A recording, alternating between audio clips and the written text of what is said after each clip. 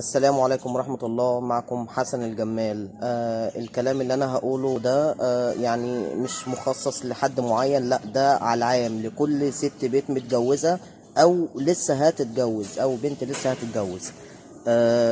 يلا بينا، تعالي معايا علشان أقولك إن الراجل ما بيحبش شوية حاجات. أول حاجة ما بيحبش النكد حتى لو هو كان السبب فيه، ولو هو نرفزك جامد قوي وزعلك تمام وعكنن عليكي ونزل وجي تاني، ما تفكرهوش باللي حصل يا ريت يعني. تاني حاجة التسلط. يعني ايه التسلط؟ ان انت طول الوقت عملت ايه، رحت فين، جاي منين، وايه اللي حصل وعملت ايه. موضوع الاوامر، يعني ما تديلوش اوامر، لو قلت له اعمل اكيد ده هيعمل العكس. تمام. هو الراجل بطبيعته عندي.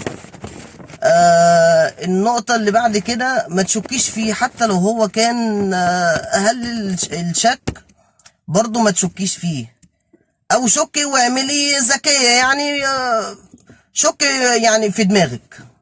تمام، لكن ما تبينيش إنك شكة. في طبعا كمان مش بيحب الإهمال، دي مهمة جدا برضو، ما بيحبش الإهمال نهائي. واخر حاجة معانا ودي مهمة جدا جدا جدا وحط تحتها 100 خط: الصوت العالي. الصوت العالي بينرفز الراجل جدا جدا،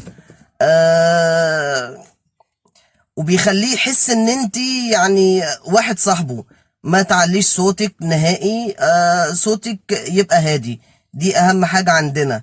وما تفهمنيش غلط يلي بتقرأ الرسالة، عشان